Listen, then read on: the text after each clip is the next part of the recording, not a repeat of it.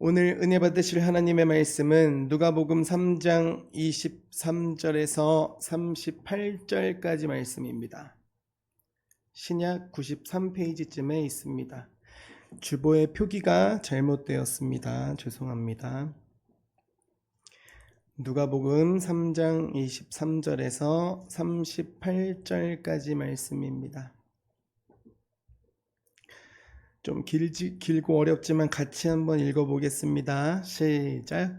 예수께서 가르치심을 시작하실 때에 30세쯤 되시니라. 사람들이 아는 대로는 요셉의 아들이니 요셉의 위는 헬리요, 그 위는 마따시요, 그 위는 레위요, 그 위는 멜기요, 그 위는 얀나요, 그 위는 요셉이요, 그 위는 마따디아요, 그 위는 아모스요, 그 위는 나훔이요, 그 위는 에슬리요, 그 위는 낫게요, 그 위는 마아시요, 그 위는 마따디아요, 그 위는 서머인이요, 그 위는 요색이요, 그 위는 요다요, 그 위는 요하나니요, 그 위는 레사요, 그 위는 스룹바벨이요, 그 위는 스알디엘이요, 그 위는 네리요, 그 위는 멜기요, 그 위는 아띠요, 그 위는 고삼이요, 그 위는 엘마담이요, 그 위는 에르요, 그 위는 예수요, 그 위는 엘리에서요, 그 위는 요림이요, 그 위는 마따시요, 그 위는 레위요, 그 위는 시므온이요, 그 위는 유다요, 그 위는 요셉이요, 그 위는 요남이요, 그 위는 엘리야김이요, 그 위는 멜레아요, 그 위는 맨나요, 그 위는 마따다요, 그 위는 나단이요, 그 위는 다윗이요, 그 위는 이세요, 그 위는 오벳이요, 그 위는 보아스요, 그 위는 살몬이요, 그 위는 나손이요, 그 위는 아미나답이요, 그 위는 아니요, 그 위는 헤스론이요, 그 위는 베레스요, 그 위는 유다요, 그 위는 야곱이요, 그 위는 이삭이요, 그 위는 아브라함이요, 그 위는 데라요, 그 위는 나홀이요,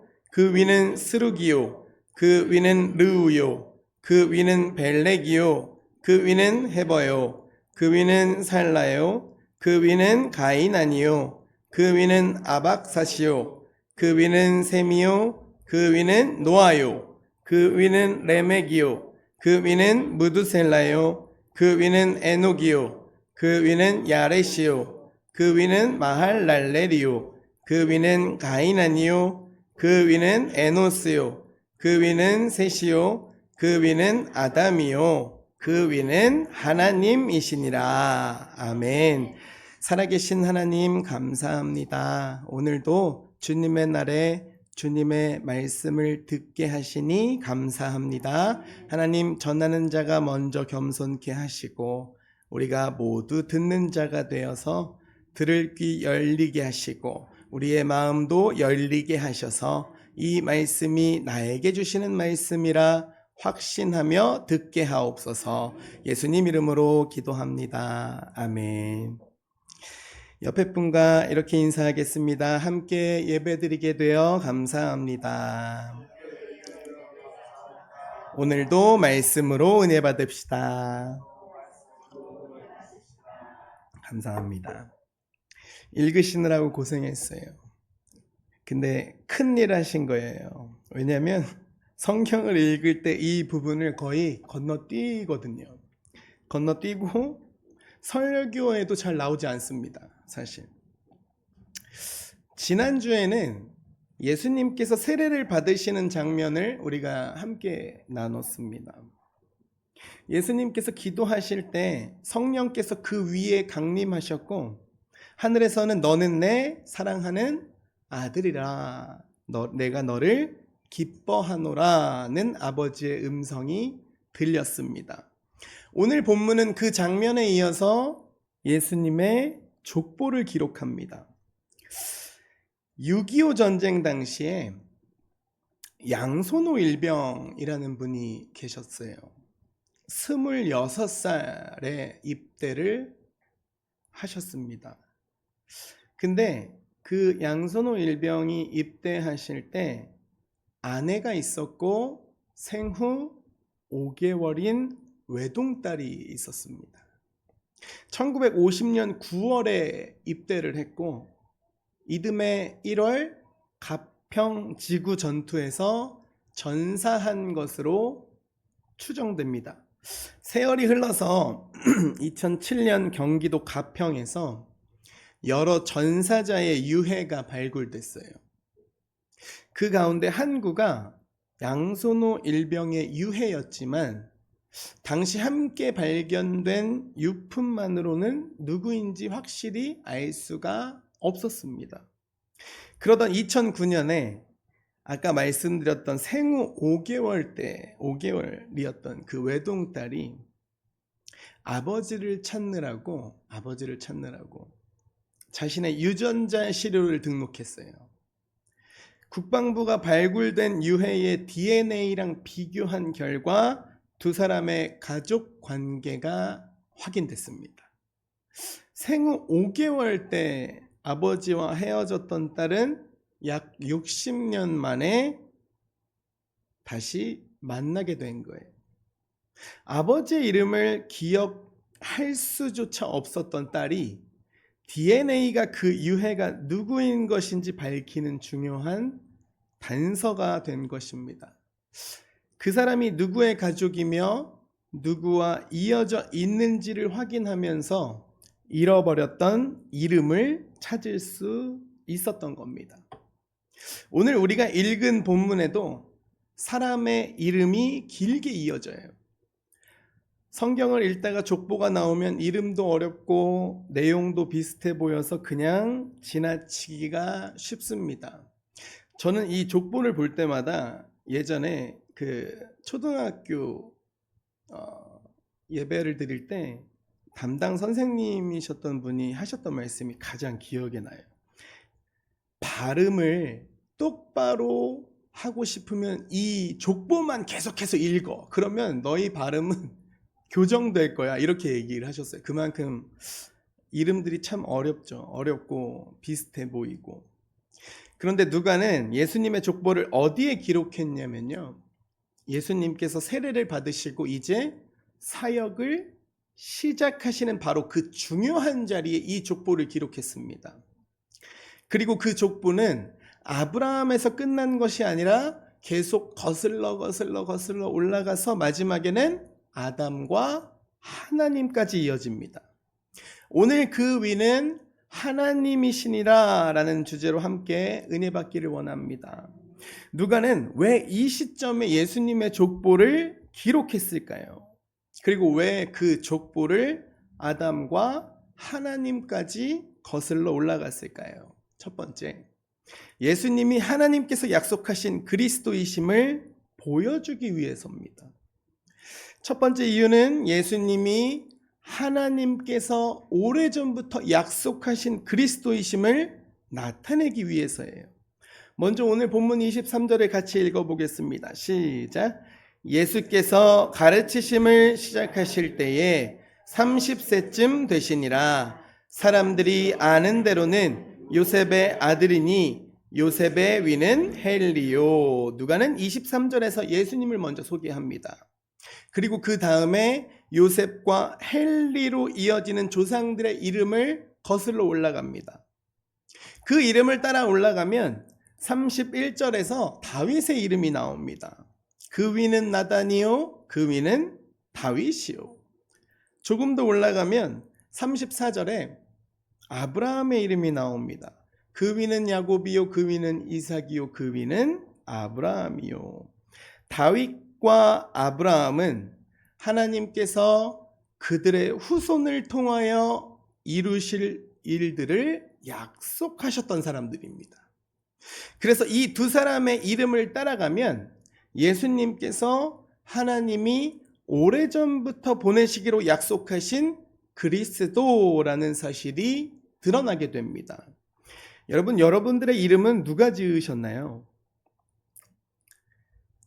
부모님이 지으신 분도 계실 거고, 할아버지, 할머님이 지으신 분도 있을 거예요. 그런데 여러분, 그 이름 지으실 때 여러분들 그걸 봤어요? 못 봤어요?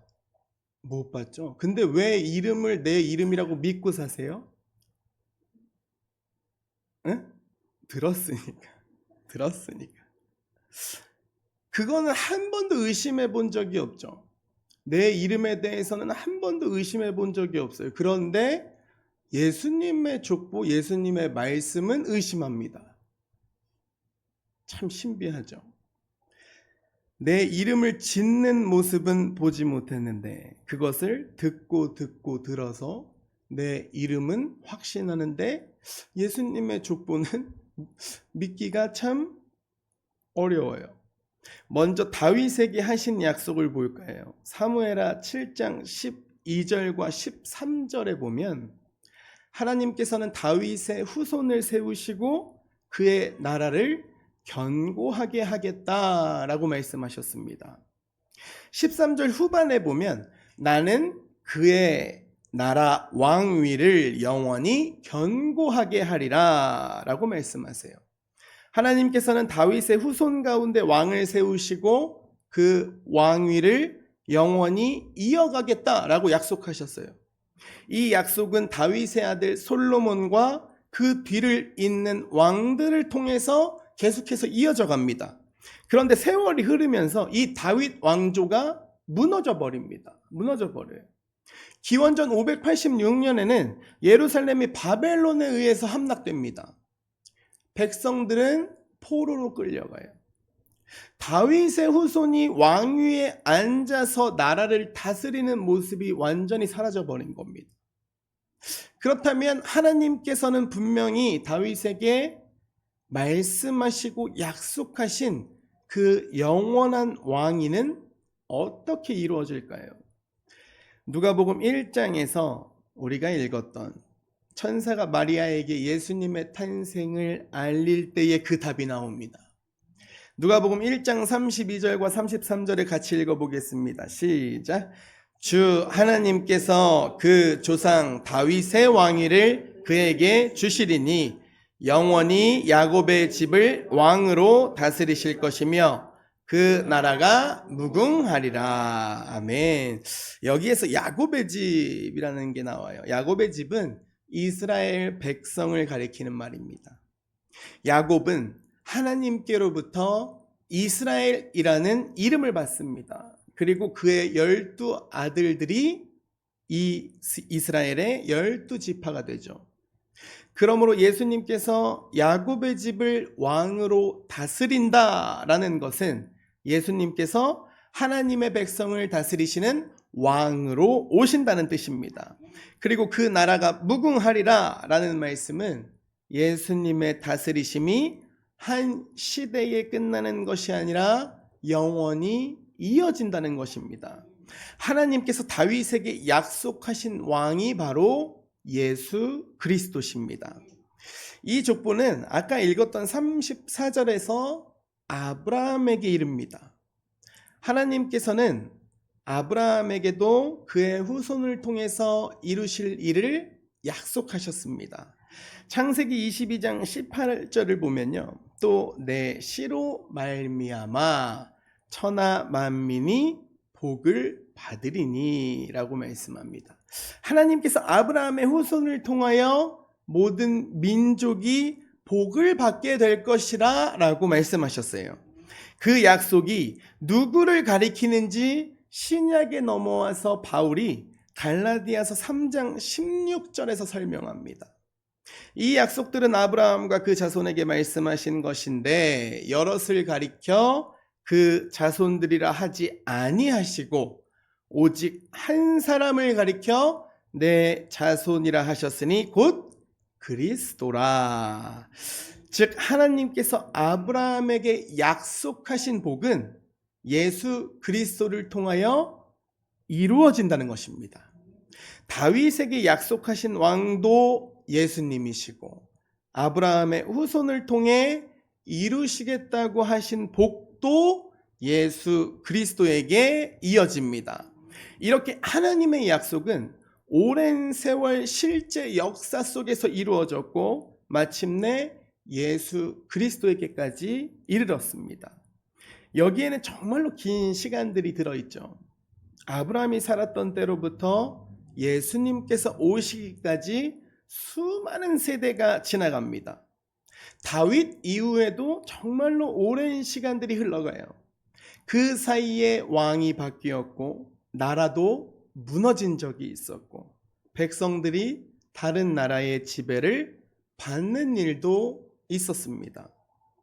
사람의 눈으로 보면 하나님의 약속이 이루어지지 않을 것처럼 불가능해 보이는 시간들이었습니다. 그러나 하나님께서는 그 긴 시간 속에서도 자신이 말씀하신 일을 이루어 가셨습니다. 우리는 기다리는 일을 점점 어려워하는 시대에 살고 있어요. 주문한 물건도 하루 이틀이면 도착하고 궁금한 것이 생기면 휴대전화로 바로 확인할 수 있어요. 무엇이든 빨리 결과가 나오는 것에 익숙해져 있습니다. 그러다 보니까 기도라는 것도 빨리 응답되기를 바라요.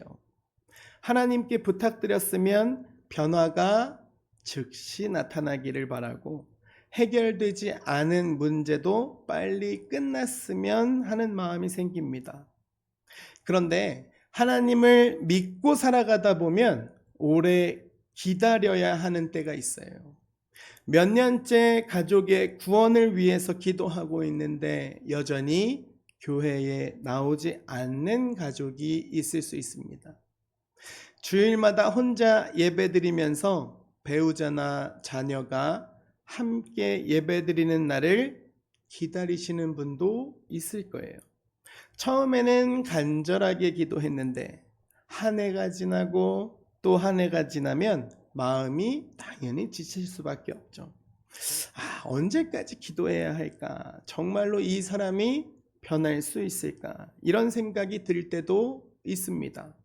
오늘 우리가 읽은 이 족보에는 수많은 세대의 시간이 들어있어요.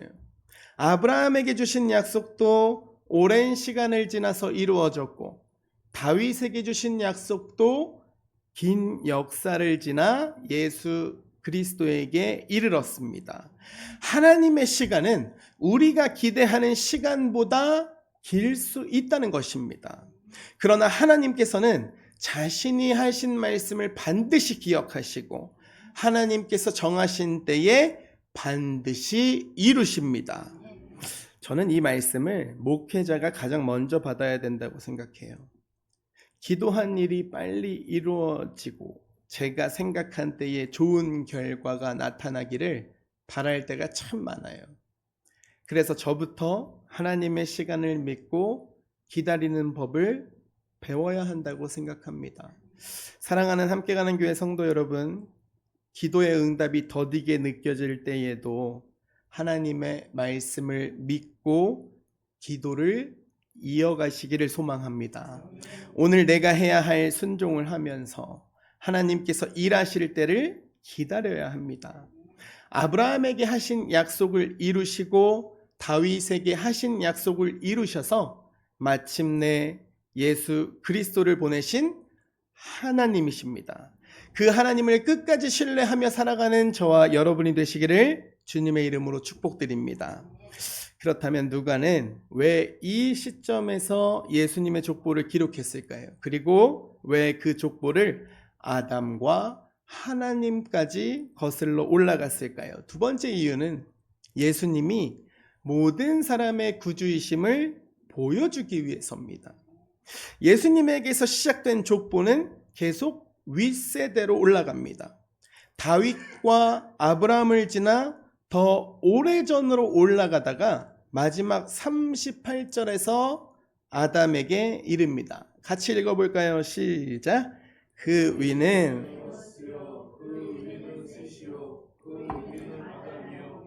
위는 하나님이시니라. 아멘. 마지막에 아담의 이름이 나오고 그 위에 하나님이라고 기록되어 있습니다. 아담에게는 인간의 육신의 아버지가 있어요, 없어요? 없었습니다. 하나님께서 흙으로 아담을 지으시고 생기를 불어넣어 첫 사람으로 창조하셨습니다. 그래서 누가는 족보를 인류의 첫 사람인 아담까지 거슬러 올라가서 그 족보를 하나님에게로 이어놓습니다. 여기에서 누가복음의 족보가 가진 특징이 드러나요. 이 족보가 사복음서에서 딱 두 군데가 나옵니다. 하나는 누가복음이고 하나는 마태복음에 나옵니다. 족보를 기록한 곳은 딱 두 군데예요. 그런데 마태복음 1장의 족보는 이스라엘 민족의 조상인 아브라함에게서부터 시작됩니다. 그런데 누가는 아브라함을 지나서 아담에게까지 올라가요. 아담은 한 민족의 조상이 아니라 모든 인류의 시작입니다. 누가는 예수님의 족보를 아담에게까지 연결하면서 예수 그리스도의 구원이 그 어떤 한 사람도 제외될 수 없는 모든 사람에게 필요한 구원이라는 사실을 드러내고 있습니다. 그런데 아담이라는 이름에는 우리가 그냥 지나갈 수 없는 문제가 하나 있습니다. 바로 죄와 죽음의 문제입니다. 로마서 5장 12절을 같이 보겠습니다. 시작. 한 사람으로 말미암아 죄가 세상에 들어오고 죄로 말미암아 사망이 들어왔나니, 바울이 말하는 이 한 사람이 바로 아담입니다. 아담이 하나님의 말씀을 거역하면서 죄가 세상에 들어옵니다. 그리고 죄와 함께 죽음이 들어옵니다. 그래서 아담의 후손으로 살아가는 모든 사람은 죄의 문제를 가지고 살아갑니다. 사람마다 살아온 모습은 다 달라요. 어떤 사람은 다른 사람에게 좋은 평가를 받으며 살아왔고, 어떤 사람은 많은 실수와 상처를 남기며 살아왔습니다. 교회 안에서도 오랫동안 신앙생활을 한 사람이 있고 이제 막 신앙생활을 시작한 사람이 있습니다.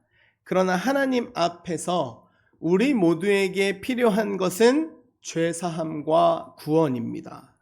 로마서 5장 19절에서 바울은 아담과 예수님을 나란히 놓고 이렇게 말합니다. 한 사람이 순종하지 아니함으로 많은 사람이 죄인 된 것 같이 한 사람이 순종하심으로 많은 사람이 의인이 되리라. 아담의 불순종을 통해서 죄와 죽음이 들어왔고, 예수 그리스도께서는 아버지의 뜻에 순종하셔서 죄인을 구원하는 길을 이루셨다는 것입니다. 고린도전서 15장 45절에서는 예수님을 가리켜 더 직접적인 표현을 사용합니다. 첫사람 아담은 생명이 되었다 함과 같이 마지막 아담은 살려주는 영이 되었나니. 바울은 예수님을 마지막 아담이라는 표현을 씁니다. 첫사람 아담에게서 시작된 인류의 역사는 죄와 죽음 아래 놓이게 되었습니다. 예수 그리스도께서는 우리에게 새로운 생명을 주시기 위해서 오셨어요. 우리의 죄를 담당하여 십자가에서 죽으셨고 사흘 만에 부활하셔서 죽음의 권세를 이기셨습니다. 그래서 복음은요, 어느 특정한 사람에게만 필요한 소식이 아닙니다.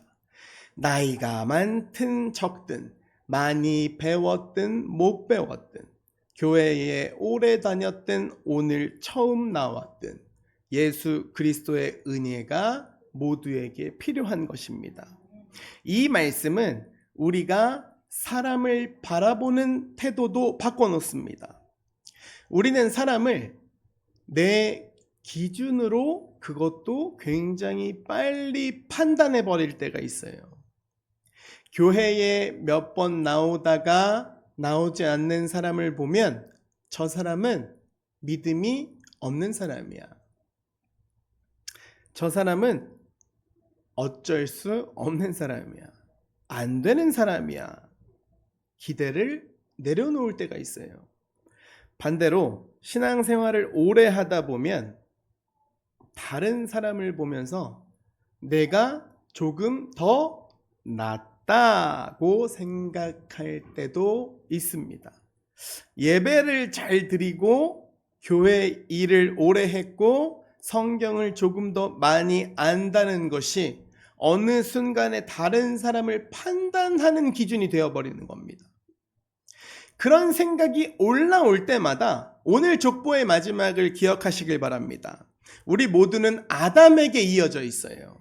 우리 모두는 죄의 문제를 가지고 있으며 우리 모두는 예수 그리스도의 은혜로 구원을 받습니다. 저도 마찬가지예요. 말씀을 전하는 목회자라는 이유로 하나님 앞에서 다른 길로 구원받는 것은 절대로 아닙니다.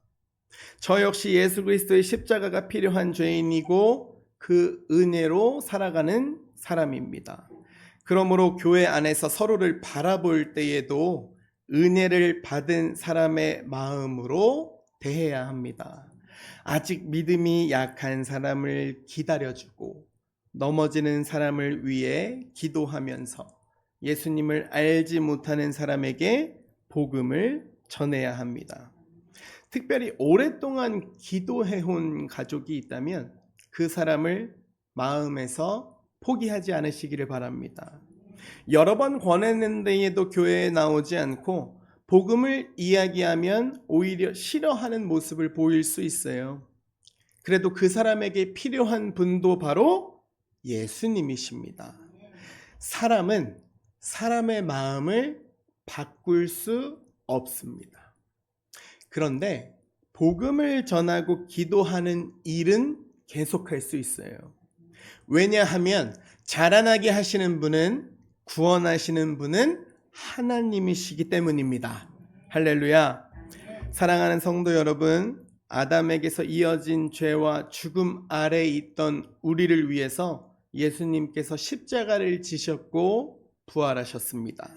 그 예수님이 우리의 구주이시며 우리가 만나는 모든 사람에게 필요한 구주이십니다. 예수 그리스도께서 베푸신 구원의 은혜에 감사하며 아직 주님을 알지 못하는 사람에게도 이 복음을 전하며 살아가는 저와 여러분이 되시기를 주님의 이름으로 축복드립니다. 말씀을 마음에 담아 정리하겠습니다. 오늘 우리는 예수님의 족보를 따라서 아주 긴 시간을 지나왔습니다. 아브라함과 다윗을 거쳐서 마지막에는 아담에게까지 올라갔어요.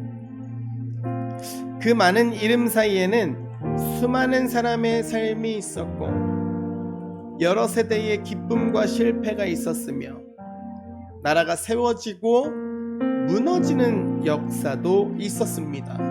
그 긴 역사 가운데 하나님께서는 약속하신 일을 이루셨고 마침내 예수 그리스도를 보내셨습니다. 그리고 아담에게서 시작된 죄와 죽음의 문제를 해결하기 위해서 예수님께서 우리 가운데, 나의 가운데 오셨습니다.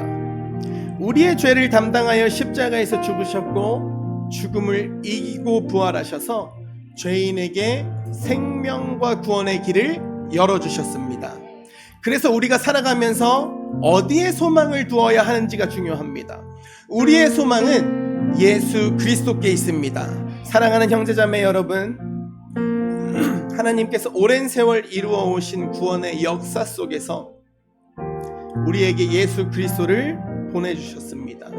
그 예수님을 나의 구주로 믿고 주님 안에서 주어진 생명과 소망으로 살아가기를 축원합니다. 한 주간도 하나님을 신뢰하며 기도하고 아직 예수님을 알지 못하는 가족을, 이웃을 한 영혼을 위하여 마음을 다하여 기도하고 우리의 산 소망이신 예수 그리스도를 의지하며 살아가는 함께 가는 교회 모든 성도 여러분 되시기를 주님의 이름으로 간절히 축복드립니다.